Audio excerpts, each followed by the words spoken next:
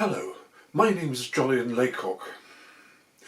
The poem To Tolverne, a Riddle was written in 1996 during a camping holiday in Cornwall. The open-air museum of World War II memorabilia at Smuggler's Cottage on the banks of the River Fowl was set up in 1994 as part of the 50th anniversary commemoration of the D-Day landings on the 6th of June 1944. The first line of my poem, As I was going to Tolverne, recalls the famous Cornish riddle, As I was going to St Ives, I met a man with 7 wives. It came to me in a flash when the receptionist at the campsite corrected my pronunciation. No, it's not Tolverne. All the grockles say it like that, she complained. It's Tolverne, with the stress on the second syllable. Some people say that the riddle about the lucky man with 7 wives refers to St Ives in Cambridgeshire, but this is my story and I'm sticking to it.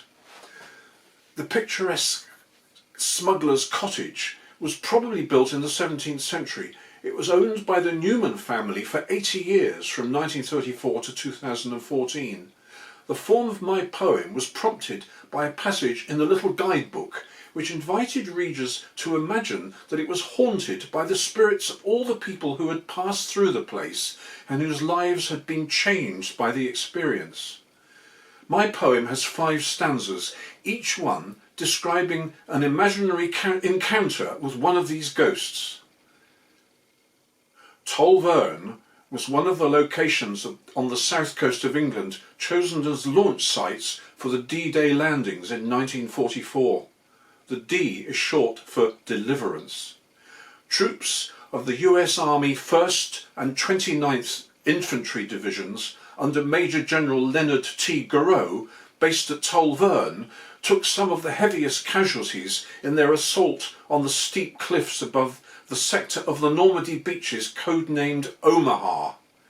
Over 2,000 American servicemen lost their lives, many before they even reached the shore, drowned in landing craft that were sunk under enemy fire. Many of these troops attended services at the little church of St Just in Roseland before embarking for Normandy. Their signatures can still be seen in the original visitors' book, alongside the names of the grieving relatives who visited Cornwall after the war. We visited Tolverne several times after 1996. The second time was in 1999 to gather photographs for inclusion in a small illustrated pamphlet of the poem published in 2001. We didn't visit again until 2013 when, to our dismay, we found the D-Day Museum dismantled and the cottage itself in a state of dereliction. All the World War II memorabilia, including Eisenhower's chair, had been put up for auction in 2012. Smuggler's Cottage itself was sold in 2014.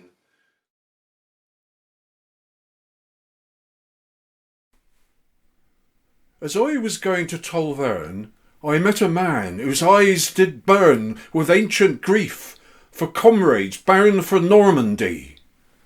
Their bodies found, the flower of manhood shot or drowned, they never, never will return. On Omaha, that strand they'll never reach, cry, God for Harry, England and King George. Oh Christ, once more unto that bloody beach, dear friends. This second Agincourt, they say, who fought with us upon Deliverance Day, should be our finest hour.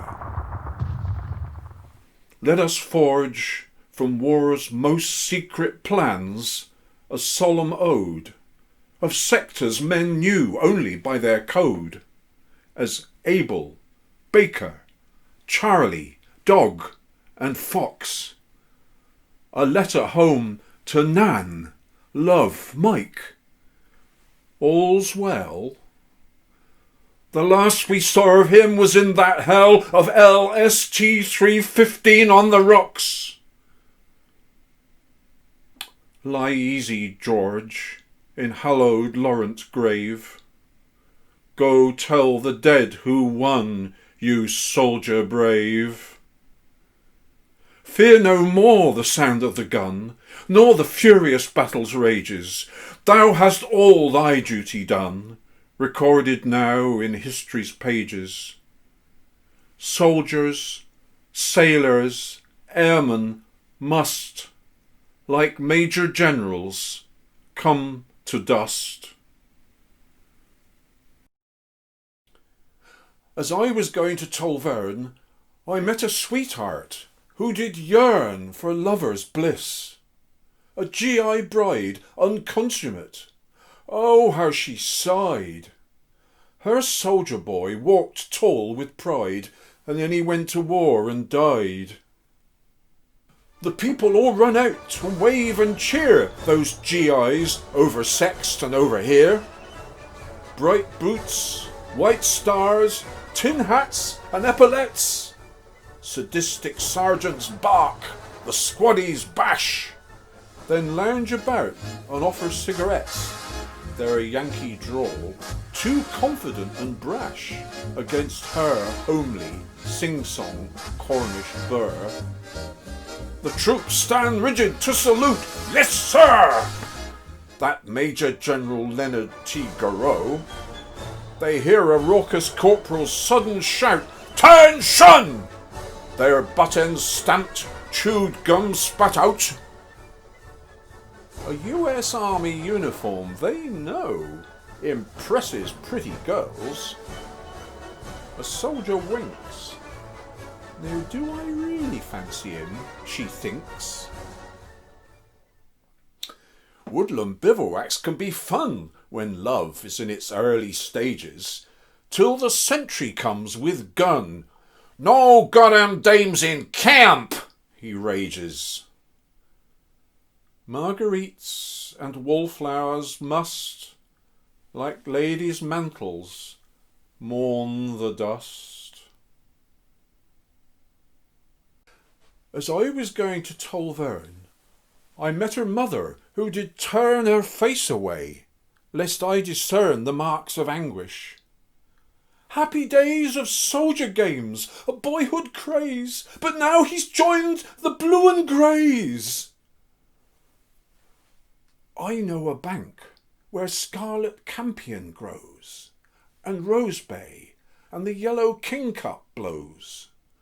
Tall echium's honeyed gloves caress the bees. The reverend's granite texts address the trees.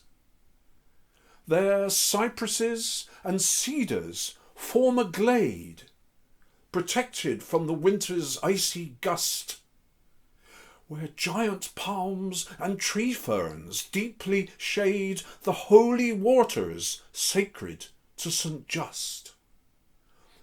A place where H.V. Morton blundered in to find an Eden's garden. Every sin is cleansed as tidal fingers creep. The lust for battle calmed as heron dip and wade. The vicar soothes, all apprehensions fade. The soldiers gruffly sing, "In God we trust." How to stop the sound of the gun and the battle's furious rages? How to end what you've begun? Such questions baffle many sages, old man's beard and dodders, just like good King Henry, gone to dust. As I was going to Tolverne, I met a general stiff and stern. Said he, "This place its fame will earn. We commandeered a little beach just here above King Harry's reach. Defences Jerry could not breach." Luftwaffe's deadly drones no longer drowned the golden plover's liquid rising shriek, but spreading oak and beech and hornbeam down the water's lapping tidal margin hide a towering lighter wider than the creek and twice as deep. It dominates the scene, a name in more than man-high letters, Dean and Dieball, stone supplies, along the side. And snarling tannoys, borne upon the wind, reveal there's life aboard these rusting hulks of merchant ships, which lurk unseen behind the even taller trees. Their massive bulks find foliage a camouflage complete, enough to mask that bristling allied fleet.